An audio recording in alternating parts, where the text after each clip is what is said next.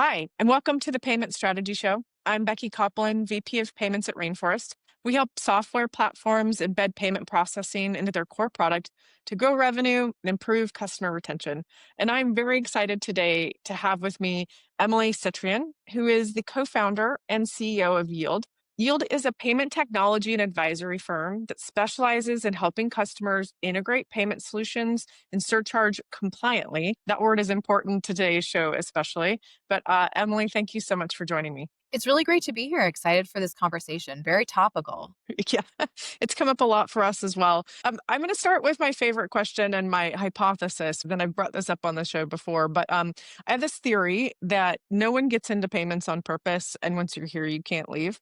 I want to know what your background is and kind of how you got into payments. I completely agree. Once you get into the payments world, it's very difficult to leave because it is so niche and yet it's everywhere. Literally every Hmm. organization in the entire globe needs to think about how to accept and give a payment. So I've been in tech for about 15 years, working in a lot of different verticals, healthcare, construction. But I joined Stripe during the pandemic when e-commerce was exploding, of course. And from there, I think just realized how critical it is to keep the global economy humming along, how important it is for entrepreneurs, SMBs, and startups to be able to accept payments and distribute them effectively and quickly. And from there, I just decided, this is it. This is certainly my home in the tech world. And there's never a dull moment when figuring out what's going on in the payments world. Yeah, I've been in for 20 plus years as well. And I get bored really easily. So it was always funny to me that I could stay in the same industry. But I mean, you're right. Like the rules change, regulatory landscape changes, use case changes, right? Payment methods change. Like there's just always something new and exciting to do here.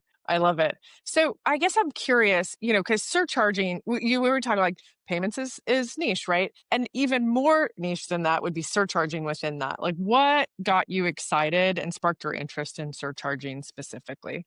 When my co founder and I started Yield in 2022, we were really on a mission to help companies of all shapes and sizes integrate and accept payments quickly, easily, and correctly. And as we got deeper into the unique needs of companies accepting payments, but also platforms who are accepting payments on behalf of sub merchants, which I know we'll get into, we realized that there was really an increasing need for these companies to figure out how to pass on some of the increasing credit card fees or cost to accept credit cards onto consumers and to do that in a compliant way, as well as navigate just the changing legislation, consumer preferences, and trends. And realize that the best thing to do rather than advise them was to actually just build a solution to make it very easy for them to get to market with something. And so that was the origin of it. So we launched the product in this year, 2025, and it's been quite frankly blowing up for a lot of different factors.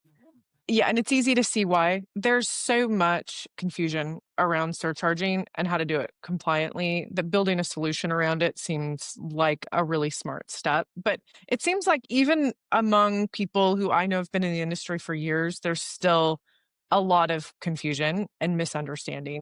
Well, what if I don't call it a surcharge? What if I call it a convenience fees? And what if it's a technology fee? And what if I only charge it on certain types? Or what if, and there's these kind of never-ending series of questions around surcharging. It feels like people just are struggling to understand. Why do you think this is? Why do you think surcharging creates so much confusion? Yeah, I'm old enough to remember the days of the cash discounting drama with Yeah. gas stations and different states and things like that. So the concept of this being a kind of murky area is not new. But what I think is unique, and to your point, why people who've been in the industry for a long time are perplexed by the amount of complication is sort of twofold. I think one, just the fact that e-commerce has exploded so much, and the reality that surcharging is regulated at state level. And it's very unusual now for merchants to be only selling to consumers within their state. More and more merchants or companies in general are multi-state, multi-country.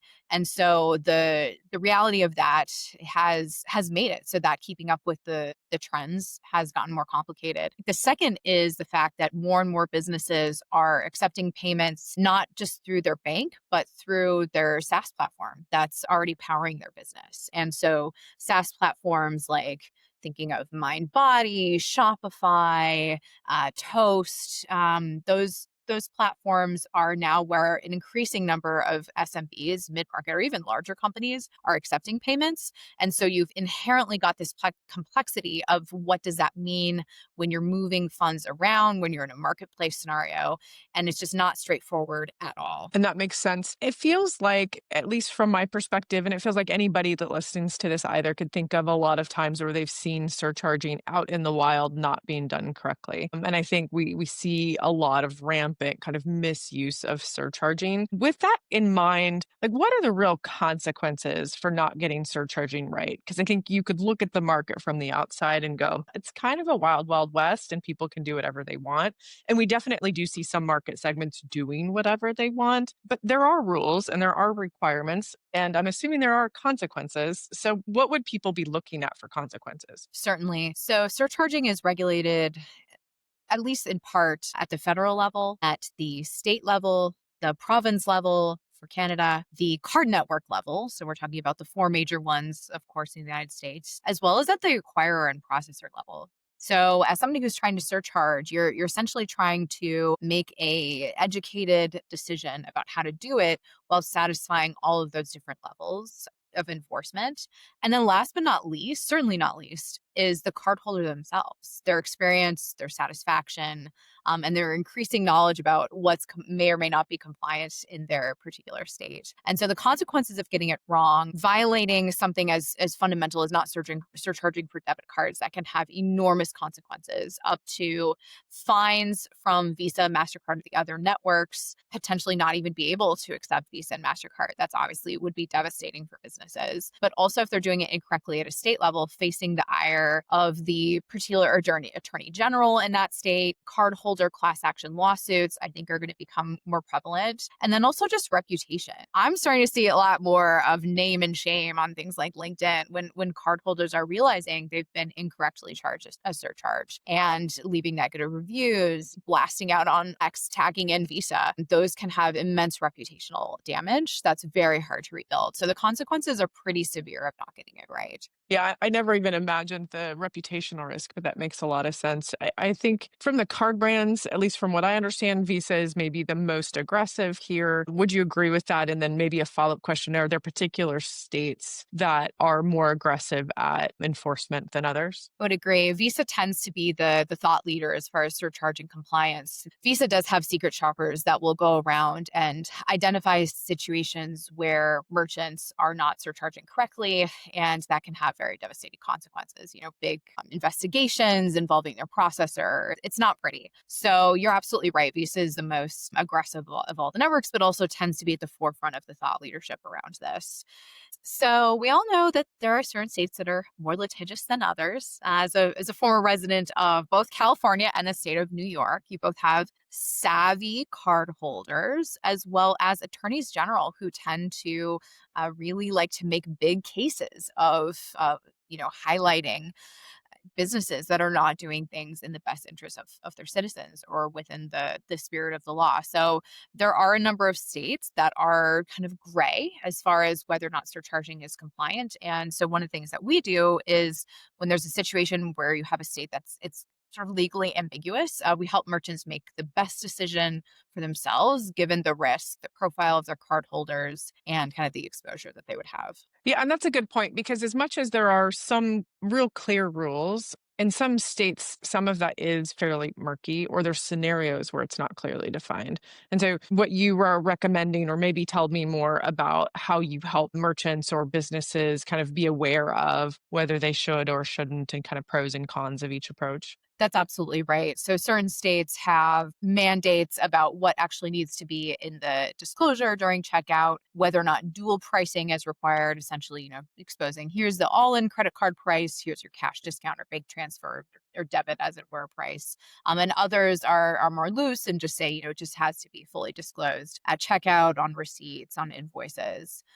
helping merchants navigate that and what's the best decision for each state, or whether you really standardize it across all 50 states and US territories is the best decision. And as far as consequences, obviously we've talked about fines or, being disallowed from the network and, kind of those types of activities, but who is fined or who is removed? If you're thinking about the value chain on the acquirer side, you have the acquiring bank, you have the processor, you may have like a service layer, or like a payments as a service layer. You may have a platform and then a merchant. Like where do you see those penalties being applied in that value chain? That's a great question. And that goes to back to what we were talking about earlier, where these acquiring chains are now immensely more complicated than they were 15 years ago with the prevalence of PayFacs and ISOs and SaaS platforms allowing payments acceptance on their platforms. The ultimate and the most notable exposure is the merchant themselves. So, whatever merchant is doing business with the cardholder, if that merchant is on the receipt as this is the merchant you are doing business with, they're ultimately responsible for deciding to surcharge and then doing it in a manner that is as compliant as possible. That said, if the merchant has been provided a surcharging mechanism through their platform, the platform is also exposed as well. And it is very important that platforms are offering surcharging capabilities and giving merchants all the tools that they need to be able to intelligently make those decisions about whether to surcharge or not. And if the platform is deliberately negligent, going over the cap, doing surcharging on debit cards, the platform is certainly in that line of exposure. And so it's really important that platforms understand that they have a really important role in helping their merchants be successful with the surcharging program. When we think about compliance, in my mind, there's always kind of like a handful of big buckets of compliance. Very simply, it's don't charge more than 3%. Don't surcharge debit cards and don't surcharge in states where you're not supposed to. I know it's a lot more complicated than that. Like, what are the nuances of like surcharging requirements? Absolutely. So we've got the legally allowed maximum surcharge cap, which is generally 3%. Some states it's a little bit lower, but that cap is supposed to be defined as the cost of acceptance. So when we're talking about a complicated landscape like interchange and the hundreds and hundreds of possible outcomes of interchange for any individual transaction, you've got a lot of complexity there. And so determining what is actually that defensible cost of acceptance, that's an area that I think we're going to see some increased scrutiny by the card networks. The second area is, quite frankly, that consumer disclosure and making sure that the presence of a surcharge is very accurately described, that the consumer is given sufficient time and opportunity to switch their payment method if they so choose, and that's very clear in their receipt or any invoices or customer support workflows or sales onboarding workflows what exactly that is. And so that customer disclosure, I think, is going to be really important to ensure that you're protecting yourself as much as possible against any class action lawsuits by cardholders. And also just, again, that reputational risk of being kind of sneaky about it. Sure. And are there still current requirements for like acquire notification for surcharging? Depends a little bit on the acquirer because the concept of a modern acquirer or gateway or what sort of piece you are in that entire flow has gotten a little bit murky with the presence of these more modern APIs like Stripe, Adyen, Rainforest, and others. The best guidance that we have is to speak directly with your processor or acquirer to see what their unique specifications are. But I think that's starting to vary quite a bit because of the more modern API based approach. Sure. Because I remember back in the day, it was like send an email to your acquirer that you were going to surcharge. And I can't imagine you can really support that at scale in any meaningful way. That's exactly right. And who even is your acquirer at this point? I think most merchants would not necessarily know what that means, but they do understand where they're getting their credit card processing. So best guidance is to work with your processor, whoever is facilitating your ability to accept a credit card and see what their unique requirements are. Yeah, great advice. A lot of people that listen to this podcast are software platforms or ISVs, and they're managing merchants generally across a lot of different states, obviously, a lot of different card networks, maybe both Canada and US. Like, what's the hardest part about implementing kind of surcharging at scale, like across the platform merchants? There's quite a lot that's hard about it, but there's also an incredible opportunity to be really a thought leader in this time period. So taking a bit of a step back with the more recent sort of news that we've had as far as the Visa, MasterCard settlement that's going on with related to interchange and differential surcharging. There generally seems to be this expectation that differential surcharging or having surcharging programs is going to be not just a nice to have, but very much a requirement, and having the intelligence to be able to implement like that. Something like that in the next, I would say, year to a half to 2 years is about the time frame where it's just going to become table stakes. That said, for platforms, when we were thinking about how to implement a surcharging program, there's a few key considerations. One, who is actually doing the surcharging? Is it you, the platform, that is surcharging for the fees or the things that you are selling directly, your SaaS fees? Or is it saying to your merchants, you can accept your payments to our platform and we'll allow you to surcharge up to your cost of acceptance? Very easy if you've got blended rates, the classic 2.9 and 30.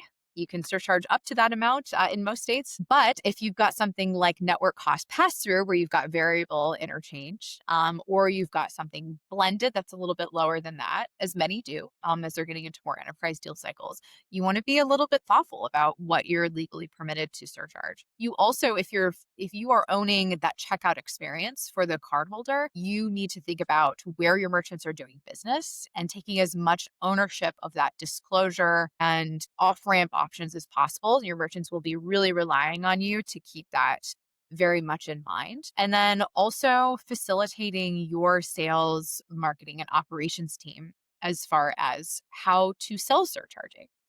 If you're going to sell it, how are you going to educate your merchants about what it is, why you may or may not want to do it, what are all the costs, and ultimately who bears the risk? Again, it's going to be the merchant at the end of the day. So there's quite a lot of complications as you're thinking about rolling it out to a very large user base. And from a business perspective, you also want to think about the impacts to your bottom line, knowing that you're going to be allowing your merchants to surcharge some of your application fees or your take rate. You'll expect that you'll see a little bit of cardholder behavior change. Some will shift to debit and ACH. So making sure that your monetization model has accounted for that, but also that you're accurately measuring and predicting the payment volume that you'll start to see because you're allowing your merchants to surcharge. And you bring up an interesting point. If a platform is offering effectively free processing to merchants, and the way they're doing this is through surcharging program, so kind of a mandated, let's call it 3% just for fun, mandated 3% on payments, and the merchants could never pay a dollar of that. So full, like if it's $100 transaction,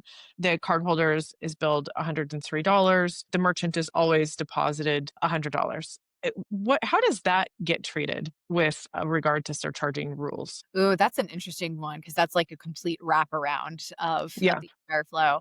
That is a case where I think it's very important to distinguish who is actually the merchant of record who is doing the surcharging. I would generally not advise platforms to do that because I think it's a kind of a forced arrangement that I would be very hesitant to roll out, and not giving merchants that choice and that autonomy of whether to do it. Again, because ultimately that risk is borne by the merchant. But it is something that we've seen with some of these ISOs that are very comprehensive and sort of completely wrap around the entire merchant acquiring experience. Could you make the argument that the merchant is essentially consented to it by signing up for the platform at all? Like if this is the only model offered, could you make that argument? I think you technically could, but again, if I was the Attorney General of New York and I saw a merchant doing that and kind of woke up on the wrong side of bed today, I think there's certainly some risk there. So I would be pretty cautious about implementing that, and I think it's important to give merchants that autonomy, especially as I think the space is about to get more competitive in the next couple of years, and so giving merchants the choice of ultimately how they want to represent their brand to their customers, and how they want to talk about surcharging and decide to implement or not.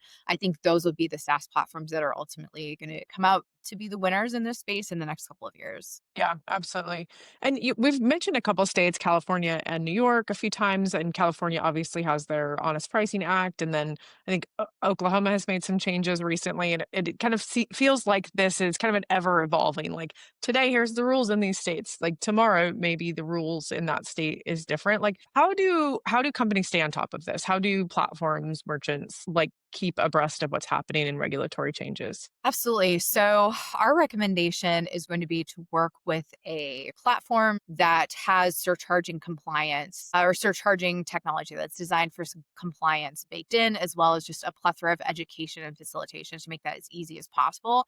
And ideally, working with a third party like Yeeld to automate and abstract away a lot of that complexity while also giving merchants and platforms sufficient education to make good business decisions about how and when to roll out. Yeah, very helpful and makes a lot of sense. Maybe not something every merchant wants to spend hours every week looking up what's happening in New York or California or anywhere else. But in your experience, and I know you've seen a lot, what are kind of the most common disclosures failures? And we've talked about this a few different times in terms of making sure people are aware of it, that they can change their payment method. But where are people getting this the most wrong? Yes. So the big ones that we see are on an invoice and a receipt. It's not just at that point of checkout, but if you have any sort of invoicing flow and a receipt, it needs to appear in all of those places. The second is for in person payments. There needs to be a disclosure that's on like actually a physical little placard on a counter or something like that. And Visa is very particular about the type of font, the size that it needs to be, that very clearly discloses that there's credit card surcharges. And if there's a splash screen on a sort of checkout space, having that actually built on the splash screen or the iPad or iPhone, as it were, as well as, if that's not possible, if you're just doing a simple tap, having that actual cashier trained to say, if you're using a credit card, that is a 3% surcharge, but you can use your debit card. So there's a lot that goes onto it, depending on whether it's card present, card not present, and even the language itself. It does really need to explicitly say that this is not greater than our cost of acceptance, and you have the opportunity to use a different payment method. So I think all of those are where we're seeing some issues.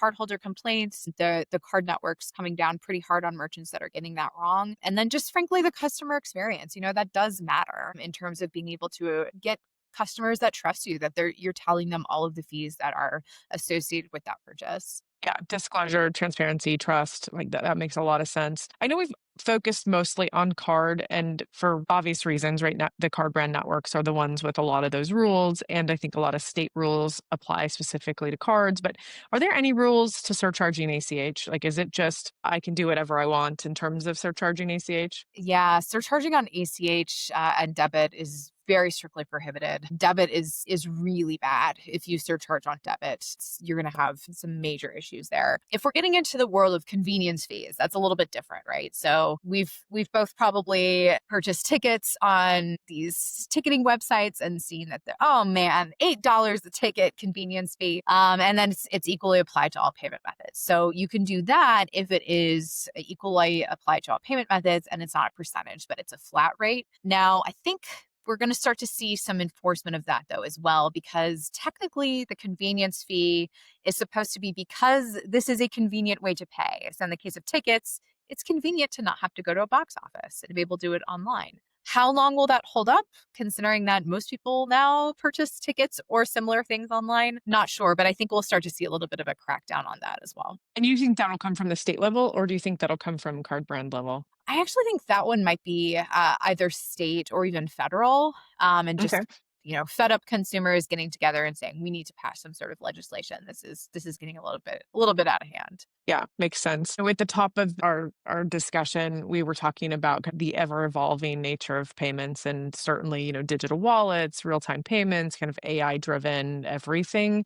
And we'll see that continue to evolve. What do you think that'll do, kind of looking into the future? What do you think that does in terms of surcharging? It's pretty interesting with digital wallets and anything where the payment method is sort of obscured by a digital wallet or some sort of third party app that's being plugged into it. Maybe it's a buy now pay later that's connected to your bank account or connected to your credit card. The legislation just has frankly not caught up to all of this. And so I think that it's going to be expanded probably in a piecemeal way, frankly, state by state, even more reason to work with a third party that understands this, that can be even more precise and prescriptive about not only what's being presented at checkout, but also potentially what's that underlying payment method that may be part of a digital wallet, and ensuring that that is as exposed as possible to the merchant so that they can make the most compliant surcharging decision. Yeah, that's interesting. So with Apple Pay, for example, where it's not evident at checkout whether my connected payment method is debit or credit, what is the guidance around surcharging on like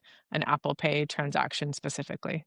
Yeah, so if you can see what that payment method is behind the scenes, you can surcharge just as uh, the way you would for just a consumer presenting a card up front. But in cases where you actually can't see it until the transaction, kind of out of luck, you wouldn't be able to surcharge at the point of sale as you don't know what payment method is behind that. And, to wrap all of this up for our listeners, kind of what's one piece of advice that you would give them as they're thinking about how surcharging might fit into, their business model, whether it's a merchant or a software platform? Yeah, so for both platforms and merchants, I think doing some market research as far as what's the norm and what's expected in your particular vertical is really important here. Surcharging doesn't make a lot of sense for just basic consumer use cases in situations where the goods are fairly commodified, or you've got a lot of other options, or perhaps the transaction size is fairly low. On the other end,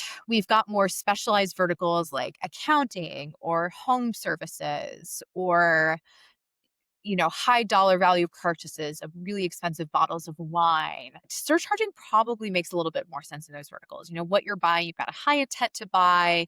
The purchase is so large, you're probably going to put it on your credit card. So doing a little bit of research there as far as what is the norm, similar to how you would just research, do my merchants actually want a payments acceptance? What's normal for them? I think there's a lot of analogies there. And then I'll also just kind of seeing what's the cardholder behavior as well. What types of cards are coming through? So if we're seeing a lot of debit cards, we're seeing a lot of Discover cards, things that are a little bit more commodified, I think surcharging probably doesn't make the most sense. But if you're seeing a lot of higher end cards, if you're seeing a lot of business cards, that's a really good use case for surcharging. You might actually have a pretty good use case there. B2B transactions, we're starting to see a huge trend there as far as surcharging. So those verticals, I think are definitely worth considering.